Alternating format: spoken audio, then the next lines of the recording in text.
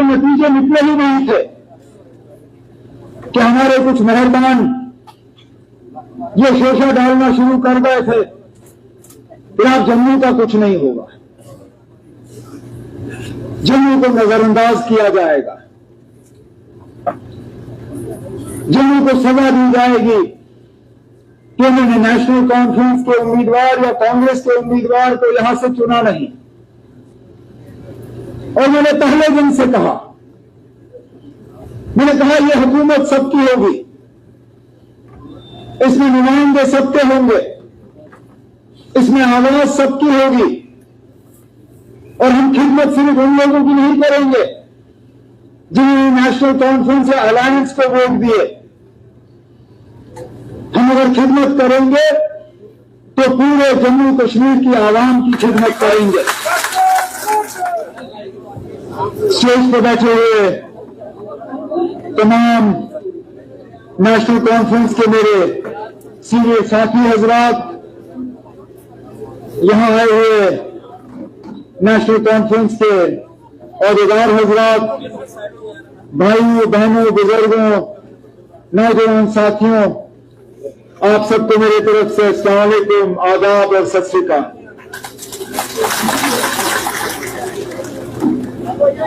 आज शेर कश्मीर भवन में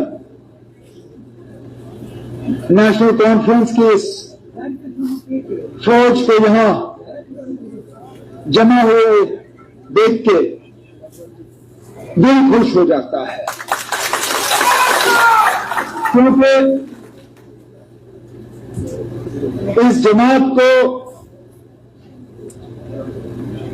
कमजोर करने की नहीं,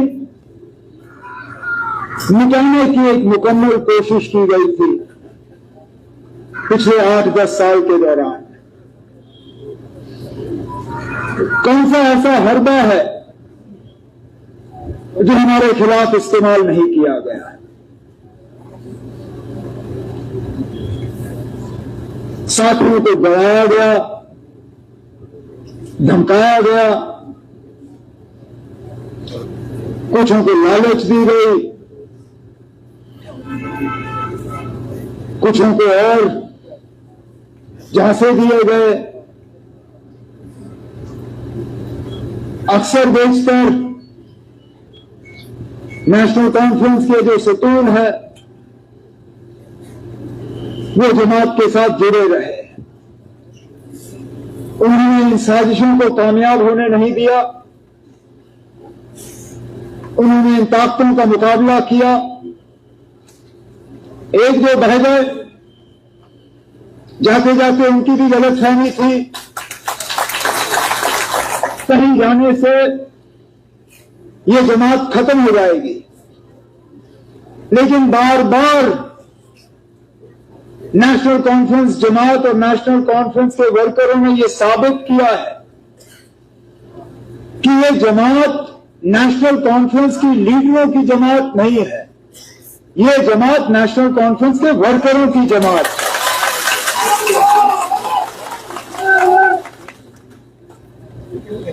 हमें ताकत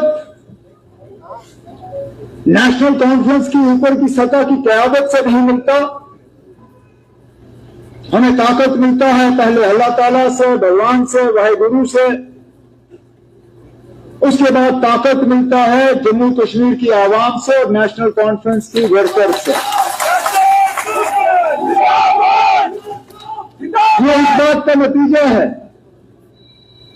कि हमारा कादर मजबूत है कि इस जमात ने तमाम तूफानों का जो है सामना किया है।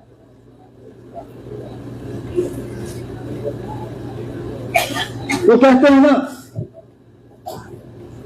फनूस बन के जिसकी हिफाजत हवा करे, वो शमा क्या बुझे जिसको रोशन खुदा करे। हमें बुझाने में मुझे बताए ना कौन सी कसर बाकी रखी गई थी, लेकिन कोई सोच भी नहीं सकता था कि इलेक्शन के बाद ये नतीजा होगा। और मैं जम्मू कश्मीर के लोगों को आज इस स्टेज के माध्यम से सलाम करना चाहता हूं, जिस तरह उन्होंने अपने वोटों का इस्तेमाल किया और समझदारी से अपने नुमाइंदे चुने। अब क्या हमें और सीटें मिल सकती थी? बिल्कुल। क्या हम उम्मीद कर रहे थे कि इससे ज्यादा हो? शायद अपने से नहीं, लेकिन दूसरों से।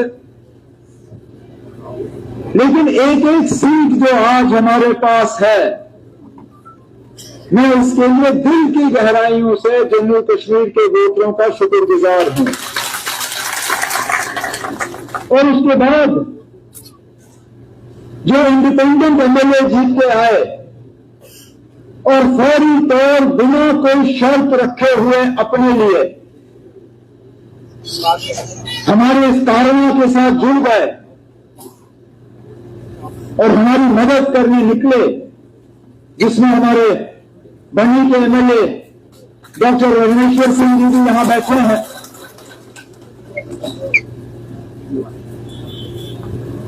इलेक्शन के बाद जब इनसे मुलाकात हुई, जब बाकियों से मुलाकात हुई, इनमें से एक ने भी अपने लिए नहीं मांगा। जब बात की तो जम्मू कश्मीर के आवाम के हवाले से बात की, अपने असेंबली सेगमेंट के हवाले से बात की, अपने डिस्ट्रिक्ट के हवाले से बात की और कहा कि लोगों के जो मुतालबे हैं, मुश्किलात हैं, उनका अब हल होना चाहिए। हम बेसब्री से इस दिन का इंतजार करते रहे। 2018 में लोगों की चुनी हुई हुकूमत जब चली गई, तो तब से लेकर आज तक लोगों ने दर-बदर की ठोकरें खाई, मुसीबतों का सामना किया, उनकी आवाज कहीं पहुंची नहीं। मायूसी, परेशानी, दुख, दर्द। लेकिन आज मैं जम्मू कश्मीर के लोगों को ये यकीन दिलाना चाहता हूं कि अब आपकी सुनवाई होगी, आपकी आवाज अंधेरे में गायब नहीं होगी, आपके मुतालबे नहीं जाएंगे, आपके मुश्किलात जो हैं इंशाअल्लाह आगे जाके उन मुश्किलात को हम हल करके ही अपने आप को दोबारा लोगों के सामने पेश करेंगे। इलेक्शन के नतीजे निकले ही नहीं थे कि हमारे कुछ मेहरबान ये शोषा डालना शुरू कर गए थे कि आप जम्मू का कुछ नहीं होगा, जम्मू को नजरअंदाज किया जाएगा, जम्मू को सजा दी जाएगी कि उन्होंने नेशनल कॉन्फ्रेंस के उम्मीदवार या कांग्रेस के उम्मीदवार को यहां से चुना नहीं। और मैंने पहले दिन से कहा, यह हुकूमत सबकी होगी, इसमें नुमाइंदे सबके होंगे, इसमें आवाज सबकी होगी और हम खिदमत सिर्फ उन लोगों की नहीं करेंगे जिन्होंने नेशनल कॉन्फ्रेंस या अलायंस को वोट दिए। हम अगर खिदमत करेंगे तो पूरे जम्मू कश्मीर की आवाम की खिदमत करेंगे। डिप्टी सीएम बनाना कोई मजबूरी नहीं थी ना।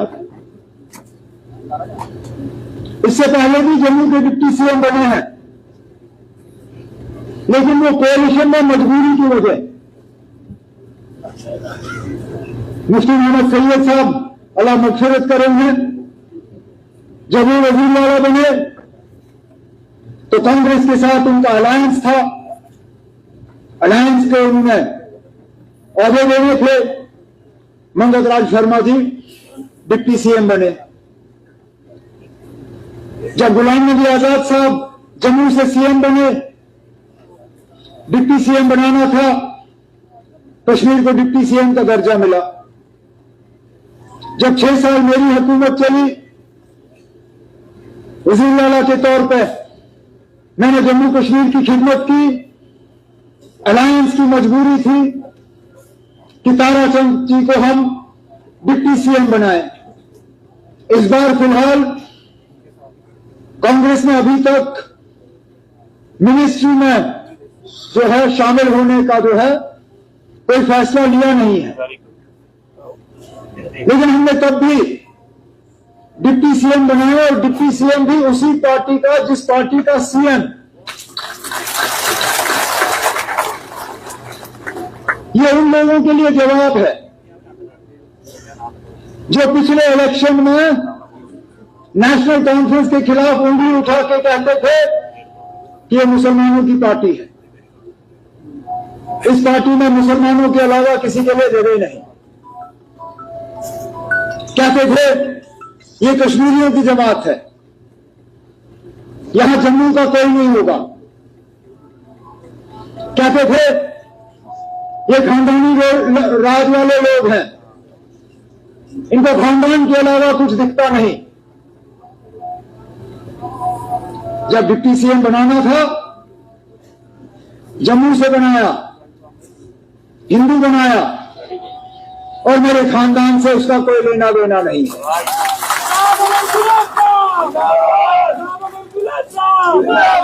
अब क्या कहोगे? अब क्या कहोगे?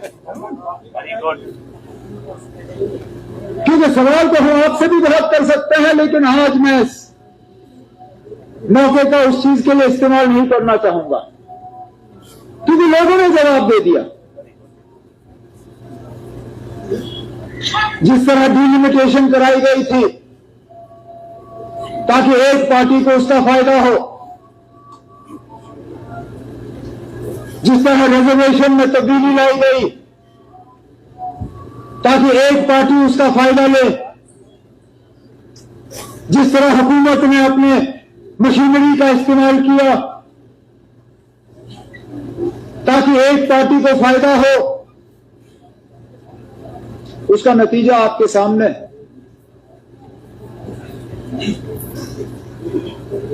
मतलब ये कि ये तमाम हरबे जो हैं ये आपको इलेक्शन तक पहुंचा सकती है, लेकिन इलेक्शन जितवा नहीं सकती।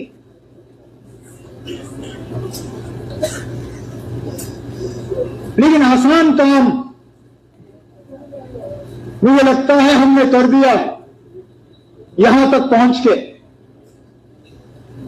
अब हमारे लिए मुश्किल काम शुरू हो जाता है, क्योंकि हमने लोगों की उम्मीदों के बराबर उतर आना है।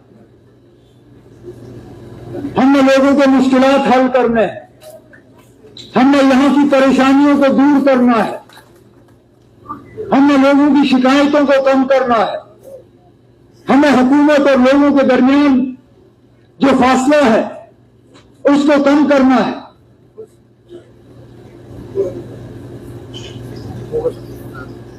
और सगोत्रा साहब ने अपनी तकरीर में जम्मू के हवाले से बहुत सी बातें की कि ये भी मुद्दा है, ये भी है, ये लोग इस बात पे नाराज हैं, उस बात पे नाराज